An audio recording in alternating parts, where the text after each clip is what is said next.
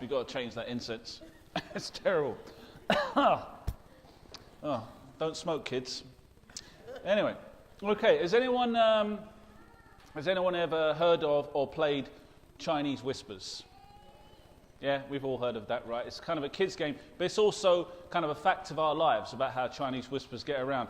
About a month ago, we had a kids' group. I think it was in church or something like that. So we decided to play Chinese whispers. So you know how it goes. You stand in a circle, yeah, and then someone starts off with like a line or a phrase, and then it gets whispered into the ears of the people who go around, and then it eventually gets back to the person who started it, and they have to say what they hear compared to what they said. So, for example, it could be, I started off, Father James likes to do sums and spell, yeah? By the time it gets back to me, it's something like Father James bum smells or something like that. So it rhymes, but it's not the same thing at all, is it? Well, we experienced that sort of a few weeks ago, about a week ago in the presbytery. As you know, I told you, about 3.5 weeks ago, my mum had a little heart problem. And thanks be to God, we got to the hospital, and the doctors and the NHS, they really did a fantastic job. So if you're a nurse or a doctor, you work in the NHS, you're amazing. Okay? Did a great job. So mum's been back home for about 3 weeks now. And it was really touching during that time, the amount of people who sent well wishes, who visited, and all those lovely things. And those things kept coming in. Anyway, last Saturday in the morning, Mum's in the house. She's cooking breakfast or something, and I'm opening the mail, and I'm getting cards and everything. So I open this particular piece of mail, and it's a card, but it's one of those mass cards you send to someone who's lost a relative or a friend, right? And this mass card was for my mum. I know. He said, "We pray for the repose of the soul of Maureen Mackay. Mass will be offered on the 27th of March 2019. Now, I must admit, it made me laugh. Okay, and I thought this is going to be really funny. So I ran into the kitchen. I said to Mum, "Guess what? You're dead." Like that. She was like, "No, this is terrible. They think I'm dead." And I said, but then she started getting worried. By the way, I should say I have permission for this story. Okay, Mum's over there. I have full permission. Okay, so she said, "What if it's a prophecy? What if the 27th of March is going to be the day I die?" And so that made me laugh. I said, "Well, you know what? We're going to go to that mass. So it'd be really funny, to we pray for the repose of the soul of Mary Mackay." And she goes, "Oh, I'm still here. I'm still alive." Yeah, close to Easter too. Okay, but I mean, just goes to show, doesn't it, how Chinese whispers works. So, news had got out that Mum wasn't feeling well, and within 2 weeks, she turned into a dead person. You see how it passed on? And that was from a person who only lived 30 miles away at Brentwood Cathedral, where I used to serve. So Chinese whispers has a big effect. Isn't it a miracle that 2,000 years later, we're still living and believing in the same story about Jesus Christ that was conveyed back then? It's a miracle. But Chinese whispers still works. That's why I think we have 4 Gospels rather than 1, to kind of guarantee against different versions of the story. 4 different eyewitness accounts looking at the same story, the same person, the same figures from 4 different angles. So you can look at all the Gospels and say, this really happened as it was put down in the books. And I think this starts to happen in the Gospel today. For example, today's Gospel, if you look at your newsletter, is from Luke chapter 3, verse 10 to 18. And in Luke chapter 3, I want you to remember this, verse 10 to 18, it starts like this. The people are coming up to John the Baptist and asking him, "What must we do?" He's clearly a great figure. He's clearly someone they look up to. In last week's Gospel, we'd heard about the coming of John, hadn't we? He'd been announced. Luke had placed him historically, this great figure who was to come, who was going to announce the flattening of mountains and the filling in of valleys. And here we are this week, people coming to John, saying to John, "What must we do?" And they consider him to be so great that it says this in verse 15. A feeling of expectancy had grown among the people who were beginning to think that John might be the Christ. That John might be the Christ.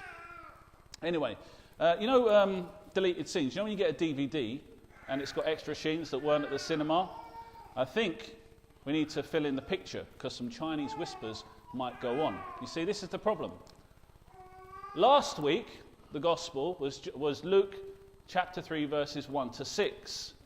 This week, we have Luke chapter 3, verses 10 to 18. Does anyone see anything missing? Where are verses 7 to 9? Where are verses 7 to 9? Let's see what they say. He said, therefore, to the crowds who came to be baptized by him, brood of vipers, who warned you to fly from the retribution that is coming?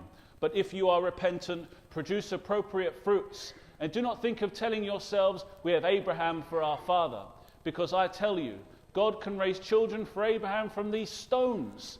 Yes, even now the axe is laid to the root of the trees, so that any tree which fails to produce good fruit will be cut down and thrown into the fire. I think that kind of changes the emphasis a bit, doesn't it, for today's gospel? Because you could have people thinking, well, here's John, he's an admirable man. We'll just go and ask him for advice. But he's just done this to the whole crowds. How do you think they're feeling?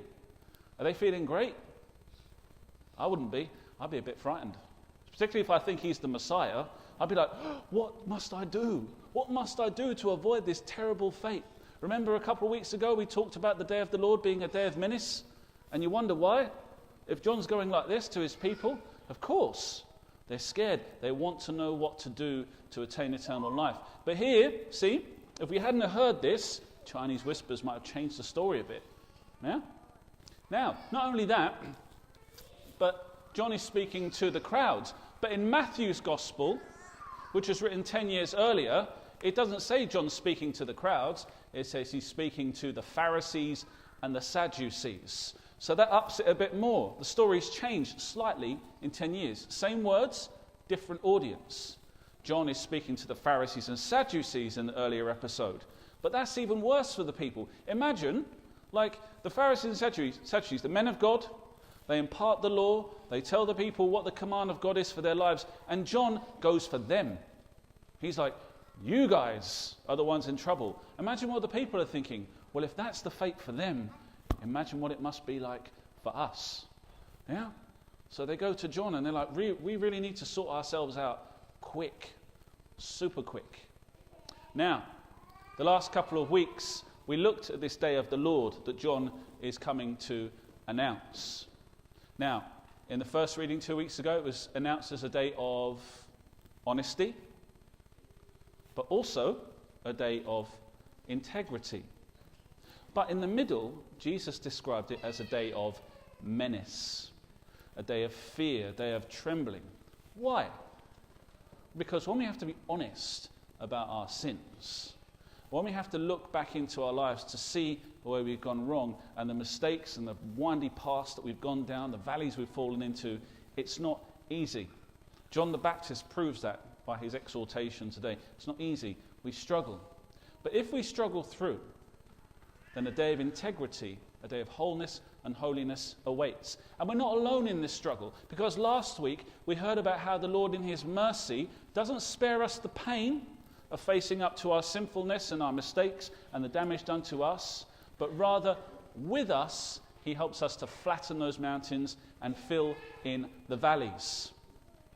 That is the message that John the Baptist has come to announce, and the people are desperate for this news, even more desperate when they see what's at stake. So what do they ask him? What do they ask him? What should we be asking the Lord? All the people, he says, asked John, what must we do? He answered, if anyone has 2 tunics, he must share with the man who has none. And the one with something to eat must do the same. And I'm going to ask you, is that rocket science?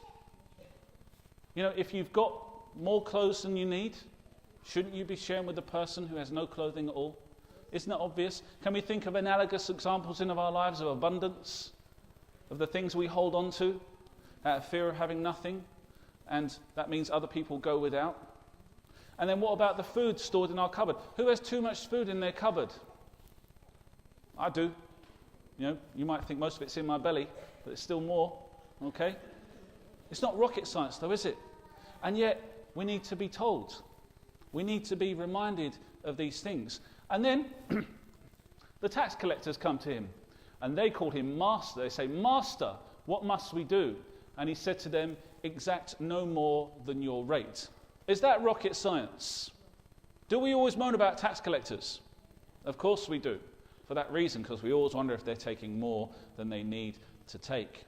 So Jesus is calling the tax collectors back to their original vocation.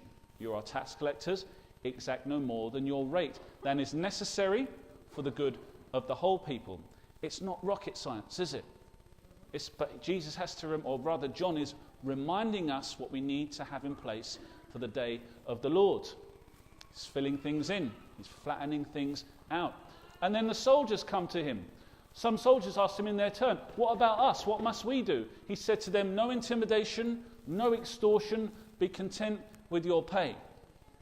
In other words, these soldiers who are employed to protect, their vocation is to serve, to fight the enemies of a defenseless people. They're doing the exact opposite. They've seen their power as a chance to corrupt, their power as a chance to take. A little bit of power in the wrong hands, a forgetfulness of our vocation, and we all go down that path. You see, this is what happens in our lives. We're all victims of Chinese whispers, of the whisper in our ears that says, you don't have enough, you've been hard done by, you deserve more, take what you deserve. And we begin to forget God's original story for us, what we were called to be, and the fact that everything that we need for our fulfillment, for our holiness, is already in there. It's not as if God made a mistake. It's not as if we get to 20 years old and we're like, you know what, I'm lacking with something. I need to take from someone else or something else in order to be complete. God loves us, and he gave us everything we need within ourselves to achieve that fulfillment. It's the Chinese whispers in our ears that take us away. John is calling us back to remind us, to tell us that the mountains that we've placed in our way, they'll be flattened. The valleys that we've walked down, searching outside of what God created for our fulfillment, they'll be filled in. This Tuesday at 7:30, I mentioned it for the last couple of weeks, we have our reconciliation service. We've been on this journey for the whole of Advent, searching within ourselves to see, where are those mountains? Where are those valleys? What Chinese whispers have we listened to in our hearts to take us away from our original vocation, to take us away from the raw material that God has designed to be put together into a complete whole? The reconciliation service is a chance for us to admit that, to voice it towards the Lord, so that he may begin to put back together that which is broken or that which is misshapen. That's what reconciliation is. It's the reconciling of things. It's putting things back together. So I encourage you this Tuesday, with 1 week to go before the beginning of Christian, start back on that path, that smooth road that God laid before you, that vocation which is uniquely yours. There's no one else like you in the world. Take the chance. Come to confession, and you will experience the beginnings again, the new story of fulfillment, of wholeness, of holiness, and as St. Paul says in today's second reading, of joy. Amen.